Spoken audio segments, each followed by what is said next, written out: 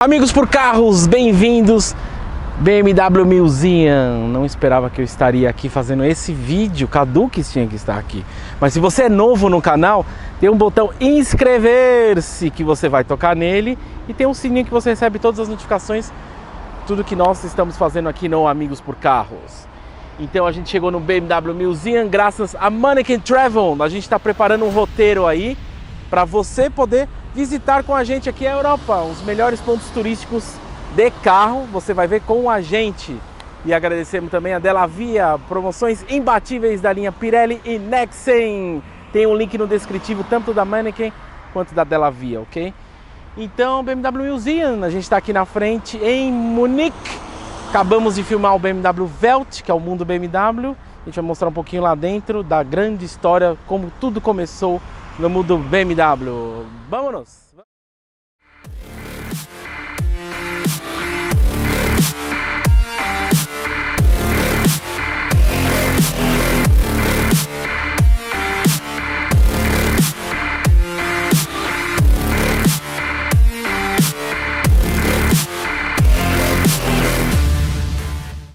Amigos por carros, diretamente de Munique. Estamos aqui para mostrar para vocês um pouco do universo BMW, ou melhor, do mundo BMW, porque afinal de contas é onde nós estamos, na frente do BMW Welt. Mas afinal de contas, o que é esse BMW Welt? É aqui que você vai ver a história da BMW como um todo? Não. BMW Welt é basicamente um monumento ao que a BMW representa hoje. Então você tem em exposição os modelos mais atuais da montadora, que vocês vão ver para lá. Você tem os modelos da linha Mini, você tem os modelos mais atuais da Rolls-Royce, você tem o stand do BMW Individual e você tem o stand do BMW M. Hoje, essencialmente, o grupo BMW se concentra em três montadoras: a BMW propriamente, a Mini e a Rolls-Royce. Vamos lá dar uma volta, mostrar para o pessoal um pouquinho mais disso tudo? Do começo, modelos tradicionais BMW. Hoje a linha de motorizações da BMW está essencialmente dividida entre alguns modelos 4 cilindros, modelos 6 cilindros e modelos 8 cilindros, e no topo da cadeia, somente no BMW Série 7, os 12 cilindros, tá? Aqui a gente tem uma novidade fresquinha da BMW, que é o novo BMW X4. Vocês estão vendo imagens aí do carro. Inicialmente no powertrain xDrive 30i. As linhas BMW estão divididas entre a normal, a S-Drive, que é conhecida como Sport Drive, e a X-Drive, que significa os carros com tração integral.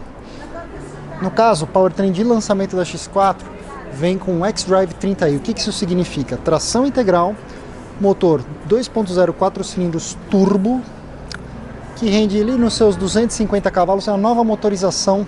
Essa motorização especificamente deve começar a vir para o Brasil muito em breve, porque lá, pela questão do carro ser flex, poder rodar com álcool e ser montado lá, eles preferiram manter o powertrain 2.8i, tá? Que é o antigo. O 30i, por enquanto, é só na gasolina. Vamos ver quais são os novos planos.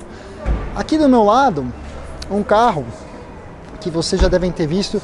Nós estamos colocando um card aqui em cima para vocês acessarem e verem novamente ou conhecerem, que foi o teste do BMW X2, que foi feito pelo nosso querido amigo William, also known as The Mayor, ou prefeito, e Malieri, hashtag blindadinho, certo? Carro feito em parceria com nossos amigos do Grupo Osten, que é BMW. Nossa indicação aqui no Amigos por Carros é o Grupo Osten. E bom, passado isso aqui, nós estamos vendo que o carro é oferecido com um motor 2.0 diesel, diesel 4 cilindros turbo, que infelizmente ou felizmente, atualmente com os tempos de Dieselgate, de normas de restrição de emissão de poluentes, o Euro 6, algumas montadoras como a Porsche, por exemplo, já abdicaram completamente de powertrains diesel, mas aqui na Europa ainda é muito forte. E essa X2 é diesel. Bom, e aqui outro grande premier mundial que a gente está vendo nessa viagem do APC aqui pelo velho continente. A gente já apresentou para vocês em primeira mão um novo Série 8, mas aqui está ele, numa configuração um pouco mais clássica. Esse não é um modelo M, tá?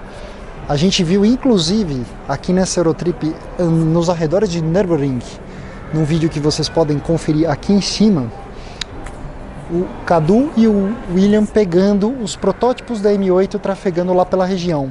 Só para explicar em termos de preço, ele parte de 100 mil euros, essa versão, se não me engano, que está exposta aqui, 115 mil euros. Ela tem alguns adereços M Performance, tá? Mas ela não é propriamente AM. Então nessa parte do BMW Welt, a gente tem uma área determinada só para Rolls-Royce aqui. Não teve em salão do automóvel, mas está aqui exibido tanto o Phantom 8 quanto o Cullinan. O motor é o mesmo, a diferença da geração anterior, fora o visual, ele ganhou Twin Turbo, né?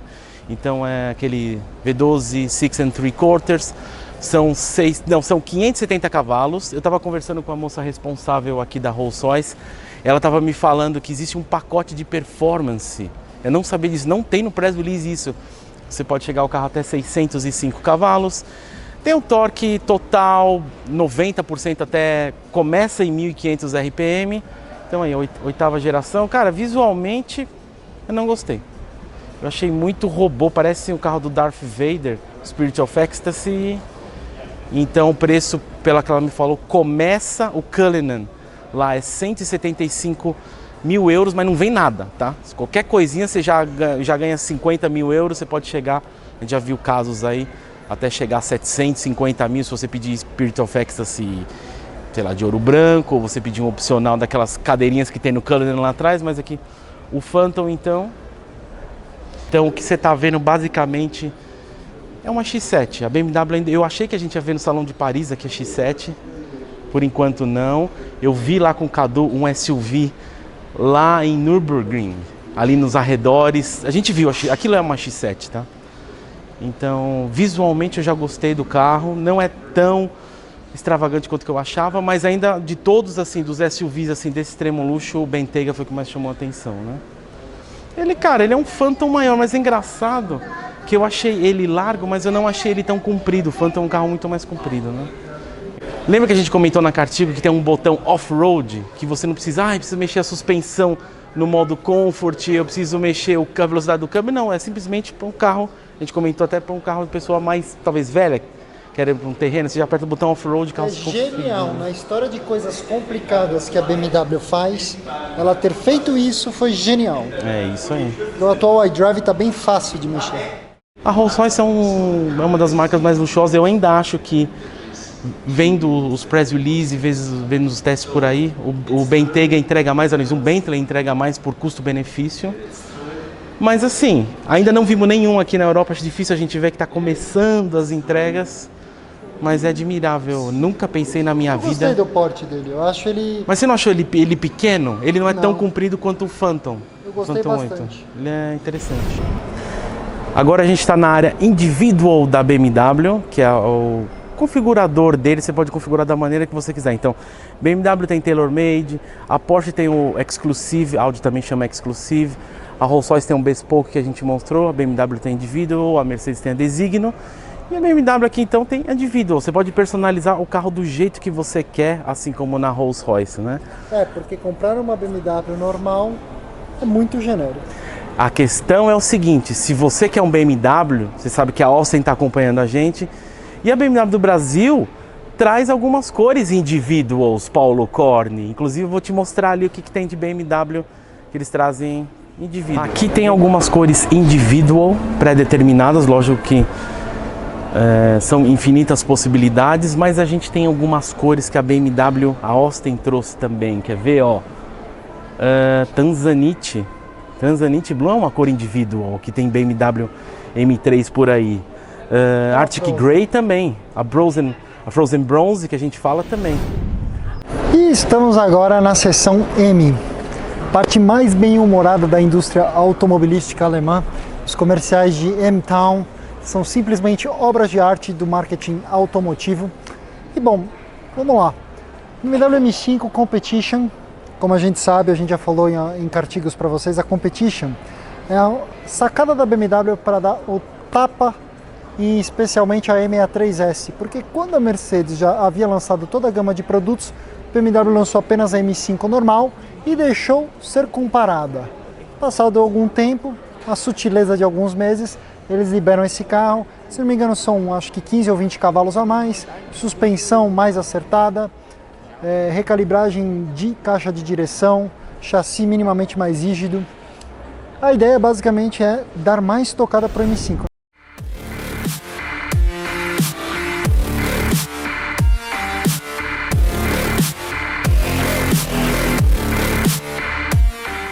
Amigos por carros, bem-vindo ao Museu da BMW. Bom, aqui é a parte que a gente conta um pouco de história para vocês dessa marca tão querida para esse programa, certo? Talvez muitos de vocês saibam, mas para aqueles que não sabem, senta aí, relaxa e aproveita. Bom, BMW, gente, ela começa a história dela essencialmente como uma fabricante de motores aeronáuticos. Inclusive aqui nós temos alguns exemplos de alguns desses motores. A história da BMW é intimamente relacionada às guerras, tá? Mas obviamente, para a gente dar um pulo nessa história toda, depois da Segunda Guerra Mundial, essencialmente, a BMW acabou sendo proibida pelos aliados de fabricar qualquer tipo de automóvel ou motocicleta. Isso na parte da Alemanha Ocidental. Na parte oriental, dominada pela União Soviética, as fábricas foram simplesmente apoderadas pelos governos soviéticos. Mas a história da BMW durante esse período é até meio louca, porque o que eles fabricavam enquanto eles estavam proibidos de fazer automóveis ou motos? Utensílios domésticos. Então você imagine... Opa, deu uma engasgada aí. Uma engasopadinha normal, né? Estamos falando de BMW, aquela travadinha no bico. Tenta não rir, prefeito. Mas para nós termos isso em contexto, imagina você que tem um jogo de talheres ou um utensílio doméstico da época BMW. Mas bom, passado alguns anos, logo após a Segunda Guerra, ainda no final da década de 40, a BMW volta a fabricar motocicletas e logo na sequência ela começa a fabricação do primeiro BMW automóvel pós-guerra, que é o 501, se não me engano, com motor V8. Você aí no Brasil que é proprietário de uma BMW 328i com seu motor 2.0, 4 cilindros turbo, 245 cavalos, 37 kg de torque, muito antes dessa alcunha ser utilizada como foi na última geração do Série 3, está aqui o primeiro 328 da BMW, obviamente não acompanhado do i. Isso aqui foi o modelo esportivo da época, da década de 30, véspera da Segunda Guerra Mundial. A produção desse carro foi descontinuada em prol dos esforços para a fabricação de veículos de guerra. E é isso, basicamente. É interessante você ver algumas coisas sobre a diferença entre os museus, né? Mercedes-Benz, uma espiral indescendente. Porsche, um caminho. BMW, labirinto. Mas, voltando à história da marca como um todo, depois do Classe Nova, lá dos anos 60, é no final dos anos 60, começo dos anos 70, que a BMW, com a divisão de produtos como nós conhecemos hoje, começa a aparecer, começa a ser formatada.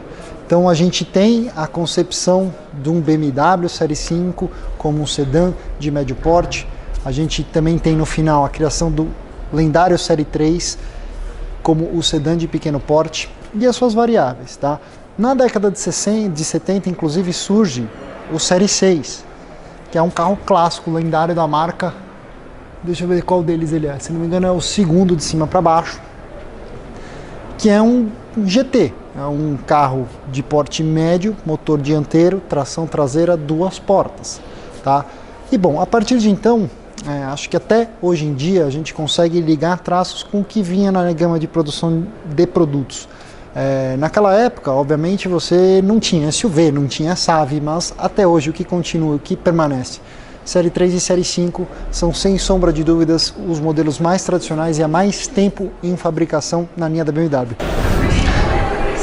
E aí, conforme a BMW entra na década de 80, forte mesmo, surge mais um modelo para todos nós. Começo dos anos 80, o BMW Série 7, o grande sedã luxuoso, idolatrado por alguns membros deste programa glorioso chamado Amigos pro Carros. Mas a década de 70 é responsável pelo que eu julgo ser os carros com melhor senso de humor, os carros mais divertidos de direção por muitos anos. Talvez até hoje. Não, final dos anos 70. E nós vamos entrar na história da M-Power. BMW Motorsport. Vamos para esse salão de carro. BMW M1, prefeito. Você sabe o que é o BMW M1, prefeito? Foi até pouco tempo o primeiro... Não, foi o primeiro BMW motor central. E o único. E era o único. Pois é. Até hoje, no Amigos por Causa, a gente questiona muito que todas as marcas alemãs têm um esportivo puro. Poxa, a Audi tem seu R8, a Mercedes teve o SLS, hoje tem o MG GT. Poxa, por que a BMW não tem um esportivo puro? Mas na realidade ela teve. E foi uma experiência um pouquinho desastrada. Porque esse carro era muito caro, vendeu muito mal, mas assim, tem o seu pedaço na história toda, porque graças ao coração dessa besta aqui, e besta no sentido bom, tá? Não no sentido pejorativo, é que a divisão Motorsport e os demais produtos surgiram. Inclusive, esse carro aqui acabou virando uma corrida monomarca, com o Piquet pilotando a versão de rua e a versão de corrida. Né? Sim. Por algum motivo, se não me engano, o carro não pôde ser homologado para competir na FIA, na FIA. Então, o que acabou acontecendo é que a BMW criou uma corrida monomarca que acontecia antes mesmo das etapas da Fórmula 1, na década de 70. Mas, bom, o grande mérito disso aqui está no motor 6 em linha, certo? O 6 em linha que está debaixo do capô desse carro é o primeiro M6 em linha, com 282 ou 286 cavalos.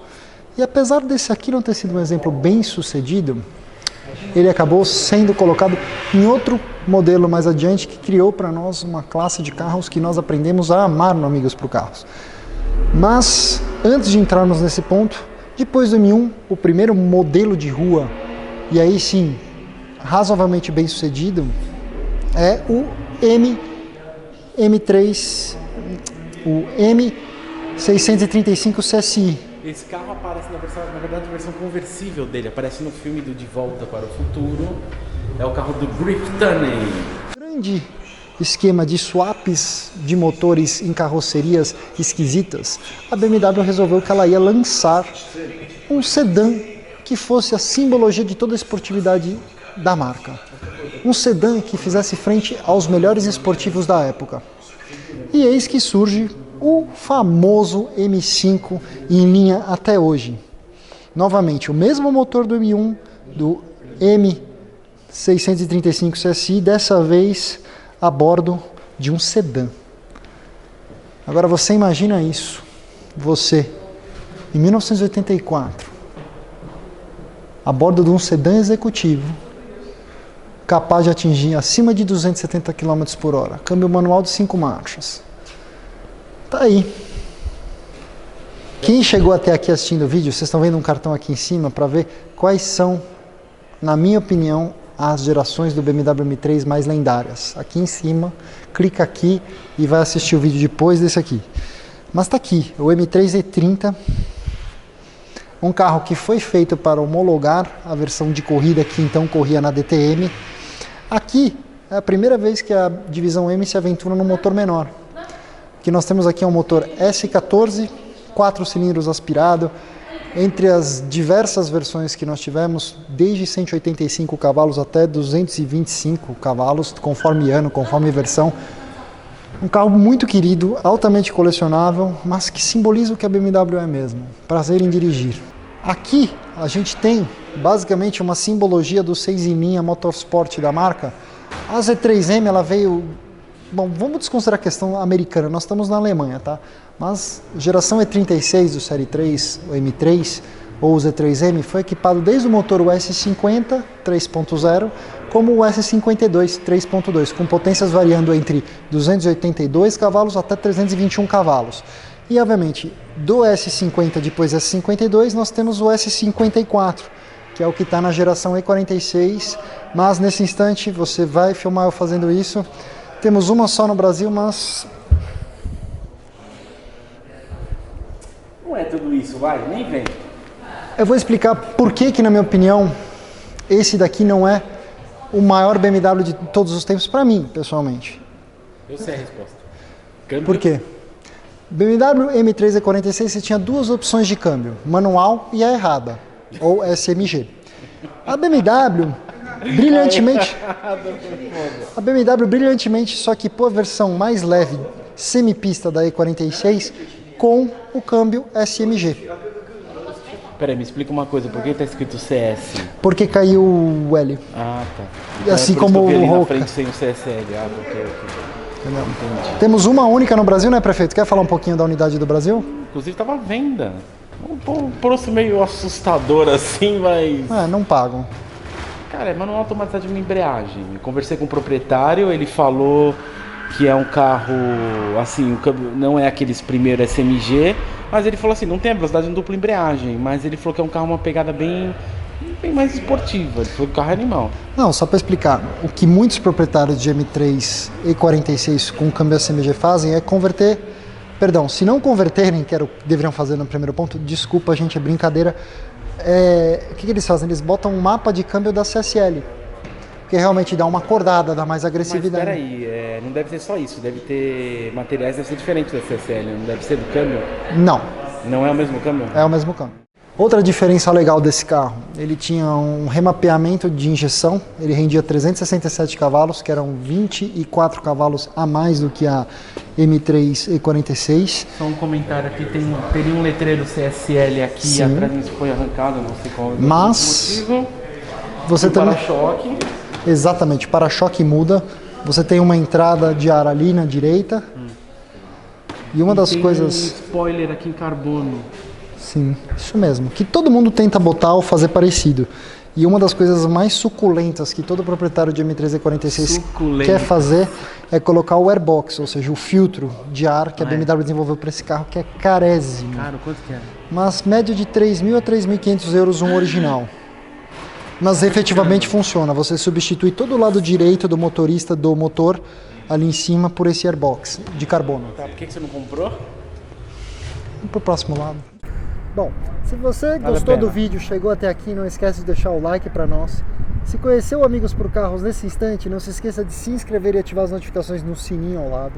Lembro a todos vocês que essa viagem, assim como todo esse conteúdo gerado aqui no Velho Continente, é um oferecimento da Mannequin Travel, com quem nós estamos formatando um projeto de turismo automotivo para vocês que sempre quiseram saber quais são os destinos automobilísticos mais legais.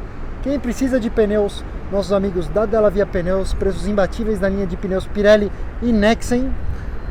E bom, chegou até aqui, quer ver mais conteúdo como esse? Aqui nessa tela final, vocês estão vendo o que nós aprontamos aqui na Terra do Chucrute, certo? Bom, gente, esperamos que vocês tenham gostado e nos vemos no próximo episódio. Até mais, até.